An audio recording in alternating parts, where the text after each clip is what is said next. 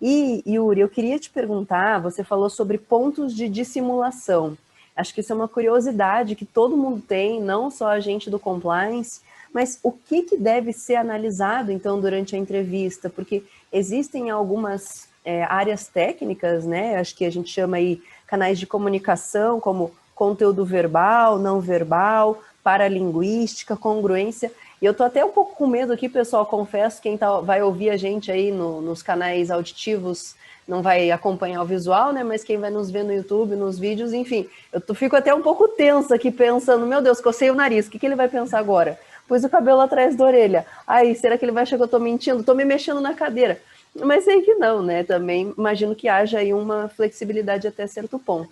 Quais são esses tópicos principais que vocês costumam olhar? Interessante, Letícia, isso porque é o contexto, né? É o contexto, a gente avalia o contexto, né? Se a pessoa avaliar, é igual você comentou, porque a Letícia pegou no nariz, ou passou a mão no cabelo, ou está coçando a blusa, o braço, a perna, isso é um sinal de dissimulação? Não. A gente tem que analisar o contexto e também analisar o contexto de acordo com o tema que a gente está tratando ali. Então, você disse bem, em uma entrevista, né, de forma bem sumarizada aqui, para explicar para o pessoal, até por questão do tempo nosso, a gente analisa os seguintes pontos principais, né? Análise verbal, ou seja, como é que a pessoa fala, como é que ela se comporta no dia a dia, e ver sinais de comunicação, né? Por exemplo, eu até dou um exemplo meu, né? Eu sou muito visual. Então, tudo que eu escrevo e tudo que eu falo no sentido de visão. Ou seja, como é que você vê a situação, né? Como é que você enxerga a situação. São modos de você perguntar para a pessoa, até para você conseguir espelhar ali a postura, espelhar comportamento, porque às vezes a pessoa ela fala de um jeito, ela percebe que você também fala do mesmo jeito, ou seja, vocês são parecidos, né? Você cria aquela conexão ali. Então, quando eu me deparo na entrevista com uma pessoa que ela é visual, eu tô sussa, né, como dizem, né? Eu tô tranquilo, porque eu sei que eu não vou precisar meio que escolher as palavras ali, porque eu falo desse jeito. Então, a pessoa, isso no início da entrevista, quando você está fazendo aquele rapport ali, o balizamento, o espelhamento, que a gente costuma dizer, né? As pessoas, elas falam de determinada maneira. Então, é interessante que o entrevistador, ele perceba isso, até para ele conseguir essa empatia, né? Conseguir essa ligação ali, esse liame ali entre os dois, para que a conversa possa fluir até de maneira mais legal, mais produtiva, né? E ali você vai conseguir até estabelecer quebras de padrão, por exemplo, a pessoa fala de determinada maneira e ela muda o padrão de linguagem dela, foi algo que a incomodou, algo que a deixou desconfortável, e isso é interessante do entrevistador perceber, do entrevistador analisar. Corporal, a mesma situação, a gente faz análise verbal e não verbal, a corporal também, né? Então, por exemplo, eu até comentei com você algumas situações. Tem gente que fala que é sinestésico, né? Ela fala meio que com os braços para cima, para baixo, né? Ela fala muito com gestos emblemáticos, fazendo assim, né? Apontando. Ou seja, quando ela está contando uma história, ela fica imitando o que aconteceu. Então, essas pessoas assim, é interessante você perceber como é que ela se comporta, porque, por exemplo, se uma pessoa ela é muito sinestésica, né? E ela fala com esses gestos emblemáticos, ilustradores, e você faz uma pergunta para ela que deixa ela desconfortável, né, que você toca na ferida, né, como eu costumo dizer, ela vai parar de fazer isso. Ela vai mudar o comportamento dela na hora, ela vai ficar quieta, assim, igual como você está. Então, ela só vai ficar me respondendo meio que paralisada, né? Ela vai ficar me respondendo só com a boca, né? Parou de ficar respondendo também com o corpo, né?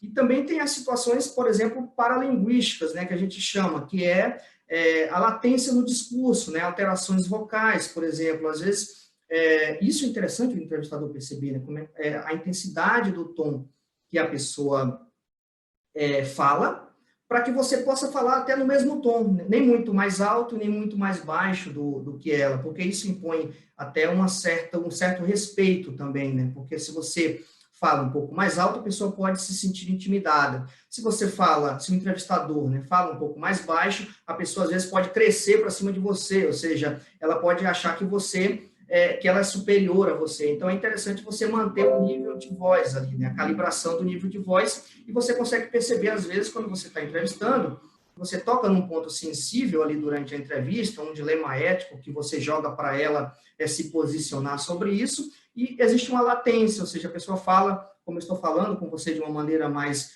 discorrida, né, corrida, assim, sem muitas pausas, e quando eu pergunto para ela um ponto que a gente considera de atenção, né, um ponto que causa desconforto nela, que toca realmente na ferida, ela muda esse padrão, ou seja, ela passa a responder de uma maneira mais pausada, né, ela começa a falar um pouco mais lento, né, ela não consegue falar sim ou não, às vezes nem o não da pessoa sai, né, às vezes você cometeu assédio, a pessoa não consegue responder não, né, o não, assim, o não com todas as letras, às vezes nem sai, né, ou sai bem baixinho, e sai quase sussurrando, aí você tem que pedir mais, eu não entendi o que você falou, você pode repetir? Teve uma situação recente, que eu e uma colega, a gente estávamos entrevistando, era um caso de fraude, e a pessoa ela não conseguiu verbalizar uma frase por inteiro. Eu tive que pedir para ela repetir 3 vezes, porque eu não estava conseguindo ouvir o que ela estava falando. Então, esse ponto, a gente viu que era um desconforto muito grande, e conseguimos ali explorar mais à frente, e a gente conseguiu estabelecer ali esse ponto de dissimulação, ou seja, é isso. A dissimulação é justamente isso, é o entrevistador conseguir estabelecer situações de discrepância, ou seja, que fogem da congruência da pessoa. Então, até determinado momento, a pessoa estava com aquele padrão dela, falando do jeito que ela gosta, né, do jeito que ela se sente mais à vontade, e você faz uma pergunta que ela se sente um pouco desconfortável, toca na ferida ali, toca no caso, no tema específico, na fraude ou no assédio que estão apurando, a pessoa muda totalmente. Então, isso é legal do entrevistador perceber, para ele conseguir ali analisar esses pontos, né, e fazer a credibilidade do discurso, ou seja, até aquele momento ela estava ali com o comportamento padrão desde o início da entrevista. Mas, por exemplo, no final da entrevista, com 1 hora e pouco de entrevista, ela passou a mudar esse comportamento justamente porque ela não queria admitir a situação, e a gente tem que, com empatia, né, explicando para ela que o objetivo realmente não é julgá-la naquele momento, é realmente entender as motivações, para que ela consiga abrir o coração, né, como eu digo para a gente, abre seu coração para a gente, não estou aqui, e eu falo isso realmente, Letícia, não é brincadeira o que eu estou dizendo, eu falo realmente, cara, abre seu coração para mim aqui, eu estou aqui, eu entendo as tuas aflições, eu sei o que você está passando, eu entendo o que você está passando, mas aqui eu quero que você realmente, vamos virar essa chave, daqui para frente a gente passa uma borracha, daqui para trás, e daqui para frente a gente chega em um denominador, eu te ajudo a construir uma solução aqui, mas para isso eu preciso que você realmente admita a situação, e daqui para frente você seja transparente, seja sincero comigo. E isso, em muitas ocasiões, Letícia, funciona e funciona muito bem, tá? E a gente tem a satisfação de fazer isso. Eu adoro, né? Você vê aí que eu falo vibrando sobre essas questões, porque gosto mesmo de fazer. E é muito legal te ouvir falar sobre, porque dá para perceber mesmo, não só o teu conhecimento técnico, prático, mas o teu entusiasmo, a tua verdadeira vontade e gosto por fazer isso. Eu podia